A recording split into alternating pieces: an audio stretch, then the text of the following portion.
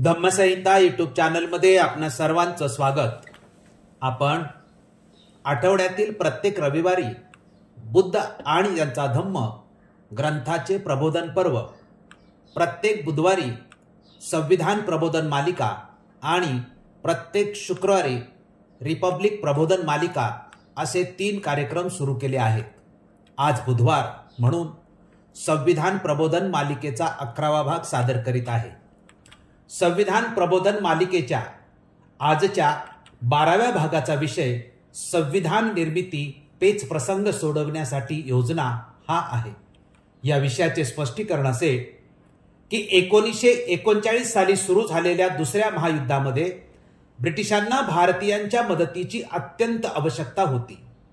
नेमकी हीच परिस्थिती ओळखून भारतीयांनी ब्रिटिशांकडे संपूर्ण स्वातंत्र्य व त्याच्या संचलनासाठी संविधान निर्माण करण्याची मागणी केली होती। या मागणीवर भारतीय लोक कोणतीही तडजोड न करता ठाम राहिल्याने ब्रिटिशांनी नाईलाजास्तव मागणी मान्य केली होती। परंतु संविधान निर्मिती कशी करायची यावर ब्रिटिश व भारतीय यांच्यामध्ये मतभेद झाले होते। तसेच काँग्रेस व मुस्लिम लीग यांच्यातही मतभेद झाले होते।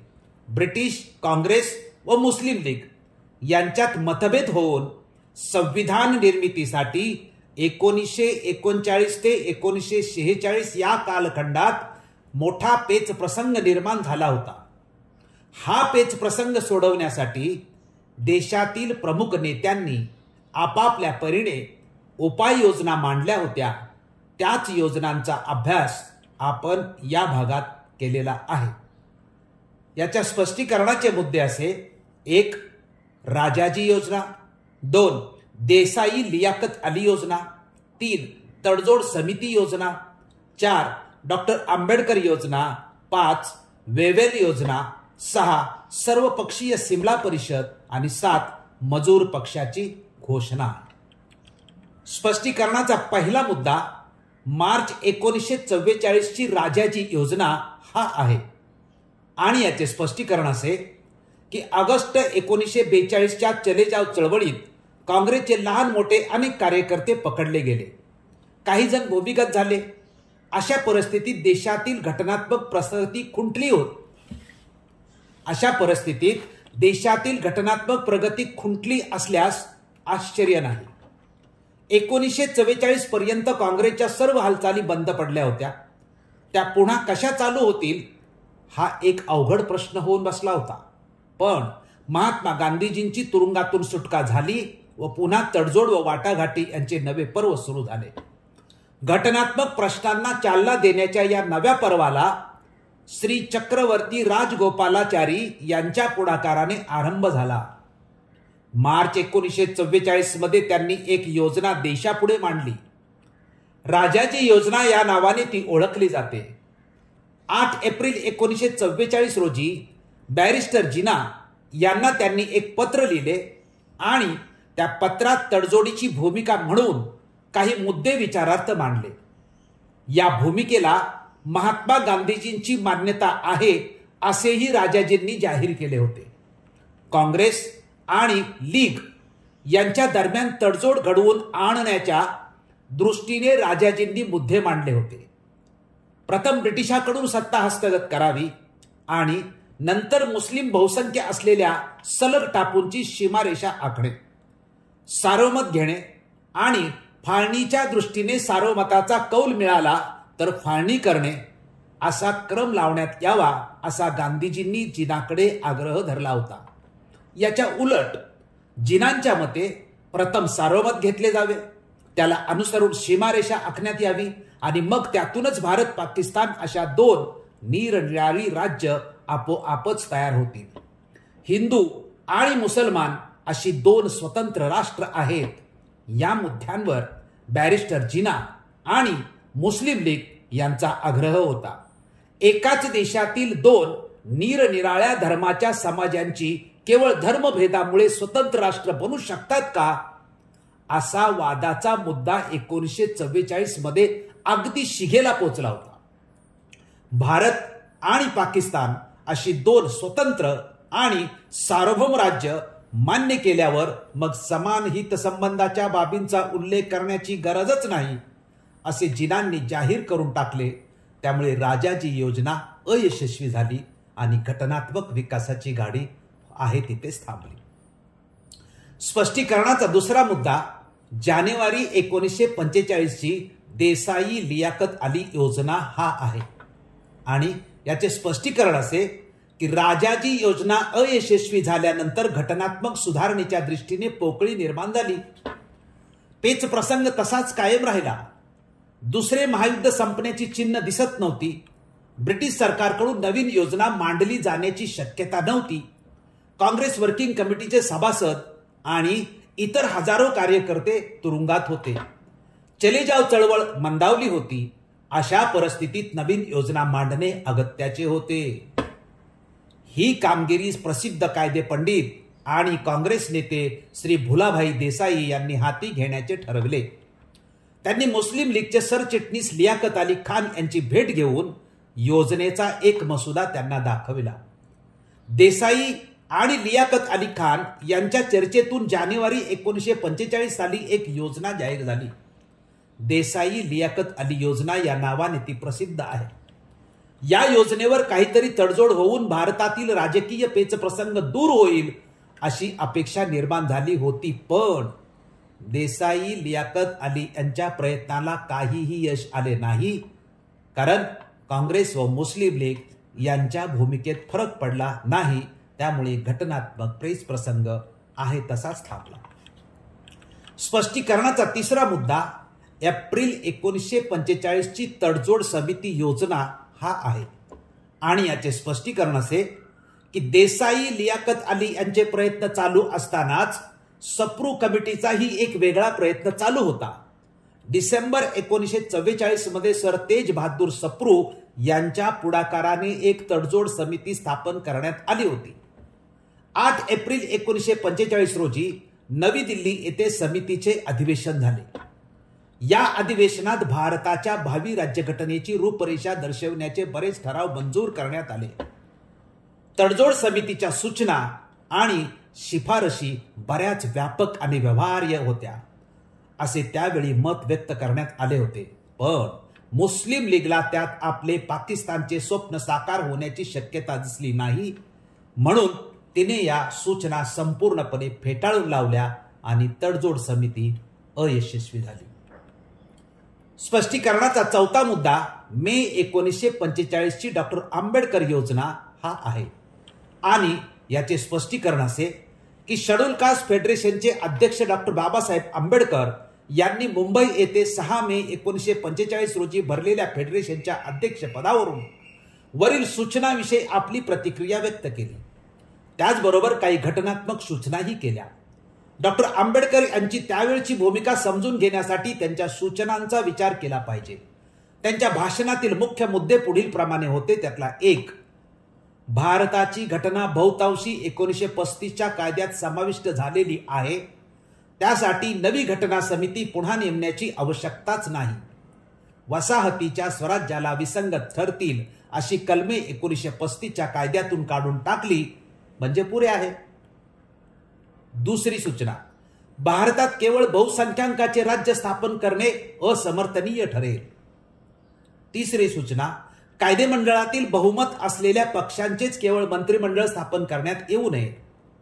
चौथी, भारताचे अभंगत्व कायम राहावे पण त्याबरोबर मुसलमानांना पाकिस्तानापेक्षाही अधिक सुरक्षितता वाटावी अशी तरतूद करण्यात यावी. डॉक्टर आंबेडकर यांनी आपल्या भाषणात घटना समितीची आवश्यकता नसल्याचे तर प्रतिपादन केलेच, पण त्याचबरोबर बहुसंख्य आणि अल्पसंख्य जमातींना केवळ त्यांच्या संख्येनुसार प्रतिनिधित्व न देता जातीय बहुमताची भीती टाळण्यासाठी एक निराळा मार्ग सुचविला. हा मार्ग लोकशाहीच्या बहुमताचे राज्य या प्रचलित तत्वांशी विसंगत वाटण्यासारखा होता. पण त्याचबरोबर भारतातील विशिष्ट जातीरचना, अस्पृश्यांचे संबंध, हिंदू मुसलमान यासारखे धर्मभेद यांच्या संदर्भात डॉक्टर आंबेडकरांची सूचना मांडली गेली होती हेही लक्षात ठेवले पाहिजे.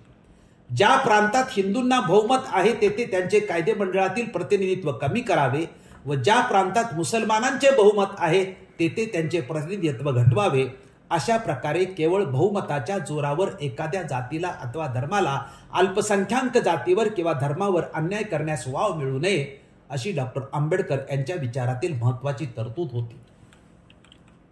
स्पष्टीकरणाचा 5वा मुद्दा जून 1945 ची वेव्हेल योजना हा आहे आणि याचे स्पष्टीकरण असे की घटनात्मक पेच प्रसंग सुटण्याच्या दृष्टीने कोणतीच योजना यशस्वी होत नव्हती. भारतातील घटनात्मक पेच प्रसंग आणि जपानी युद्ध यांचा परस्पर संबंध महत्वाचा मानला जात होता. हा घटनात्मक पेच प्रसंग सुटला तर जपानशी मुकाबला करताना हिंदी जनतेचे पाठबळ मिळू शकेल अशी व्हाईसरॉय लिनलिथगो यांच्या जागी आलेल्या लॉर्ड वेव्हेल यांची अपेक्षा होती. म्हणून त्यांनी 14 जून 1945 रोजी एक श्वेतपत्रिका प्रसिद्ध केली. त्याच दिवशी ती भारत मंत्री मिस्टर ॲमेरी यांनी हाऊस ऑफ कॉमन्स पुढे सादर केली आणि लॉर्ड वेव्हेल यांनी नभोवाणीवर भारतीय जनतेला विशद करून सांगितली. यालाच वेव्हेल योजना म्हणतात. या योजनेनुसार व्हाईसरॉयचे नवे कार्यकारी मंडळ बनवण्यात यावे. त्या देशातील प्रमुख राजकीय पक्षांच्या प्रतिनिधींच्या सल्ल्याने वजनदार व्यक्तींना स्थान द्यावे. त्यासाठी प्रमुख पक्षांची परिषद भरवावी व विचार विनिमय करावा. राज्यकारभाराची धुरा जबाबदारीने व प्रभावीपणे वाहू शकतील अशा व्यक्तींनी पुढे आल्यास परराष्ट्र खात्यात सुद्धा सर्व खात्यांची जबाबदारी त्यांच्याकडे सोपवण्यात यावी. फक्त युद्धविषयक निर्णय सरसेनापतीने घ्यावेत. याकरिता कार्यकारी मंडळात हिंदू मुसलमान यांची समान संख्या असेल. दलित वर्गीय मंत्र्याचा त्यात समावेश असणार नाही. त्यांना व्हाईसरॉयच्या इच्छेप्रमाणे स्वतंत्र प्रतिनिधित्व देण्यात येईल. कार्यकारी मंडळावर भारत मंत्र्याचे नियंत्रण राहील. स्पष्टीकरणाचा 6वा मुद्दा जून 1945 ची सर्वपक्षीय शिमला परिषद हा आहे आणि यांचे स्पष्टीकरण असे की वेव्हेलच्या योजनेनंतर काँग्रेस वर्किंग कमिटीच्या सभासदांची तुरुंगातून सुटका करण्यात आली. 27 जून 1945 रोजी सरकारने सर्वपक्षीय परिषद सिमला येथे भरवली. 3 दिवसाच्या चर्चेनंतर परिषद स्थगित केली आणि सिमला परिषद अयशस्वी ठरल्याचे व्हाईसरॉयने 14 जुलै 1945 रोजी जाहीर केले. इंग्लंडच्या हुजूर पक्षाच्या नेतृत्वाखालील जे वरील प्रयत्न झाले ते सर्व अपयशी ठरले आणि हा शेवटचा प्रयत्न होता तोही अपयशी ठरला. दुर्दैवाने सर्वपक्षीय परिषद अपयशी ठरल्यामुळे सर्व पक्षांचे एकमत होईपर्यंत सध्या आहे तीच व्यवस्था चालू राहील असे जाहीर करण्यात आले. स्पष्टीकरणाचा 7वा मुद्दा सप्टेंबर 1945 ची मजूर पक्षाची घोषणा हा आहे आणि याचे स्पष्टीकरण असे की युरोपातून दुसऱ्या महायुद्धाचा शेवट झाल्यानंतर इंग्लंडमध्ये पार्लमेंटच्या निवडणुका झाल्या. या निवडणुकात चर्चिल यांचा हुजूर पक्ष पराभूत होऊन मजूर पक्ष सत्तेवर आला. निवडणुकीत ॲटली यांनी भारतातील पेचप्रसंग सोडवण्याचे आश्वासन दिले होते. प्रधानमंत्री ॲटली यांनी अधिकार स्वीकारल्याबरोबर पहिल्याच भाषणात भारताला शक्यतोवर लवकरच स्वराज्य प्राप्तीच्या कामी सहाय्य करण्याचा उद्देश घोषित केला. त्यासाठी लॉर्ड वेव्हेल यांना इंग्लंडमध्ये बोलवण्यात आले. तिकडून परत आल्यानंतर वेव्हेल यांनी 19 सप्टेंबर 1945 रोजी मजूर पक्षाचे धोरण स्पष्ट केले आणि या धोरणानुसार 1. युद्धामुळे तहकूब ठेवलेल्या मध्यवर्ती प्रांतिक कायदेमंडळाच्या निवडणुका हिवाळ्यात होतील. 2. निवडणुकीत यशस्वी झालेल्या राजकीय पक्षांबरोबर चर्चा करून घटना तयार करण्याची समिती स्थापन करण्याची पूर्वतयारी. 3. घटना करण्याच्या कामी संस्थाने कशा प्रकारे सहभागी होऊ शकतील हे समजून घेण्यासाठी त्यांच्याशी चर्चा. आणि 4. प्रांतिक विधिमंडळाच्या निवडणुकांचे निकाल जाहीर होताच मध्यवर्ती सरकारचे कार्यकारी मंडळ बनवण्यासाठी प्रमुख राजकीय पक्षांशी विचारविनिमय करून पुढील धोरण अंमलात येईल. वेव्हेलच्या घोषणेनंतर याच दिवशी प्रधानमंत्री ॲटली यांनी इंग्लंडमध्ये जाहीर केले की घटना समिती स्थापन झाल्यावर ब्रिटिश सरकार तिच्याशी एक तहनामा करील आणि त्या तहनाम्यात असे असेल की भारताच्या हिताविरुद्ध काहीही त्यामध्ये असणार नाही. सारांश: संविधान निर्मिती पेचप्रसंग सोडवण्यासाठीच्या योजना या विषयातील मुद्द्यांचा अभ्यास केल्यास लक्षात येते की काँग्रेस, मुस्लिम लीग व ब्रिटिश सरकार या त्रिकोणात संविधान निर्मितीचा पेचप्रसंग निर्माण झाला होता.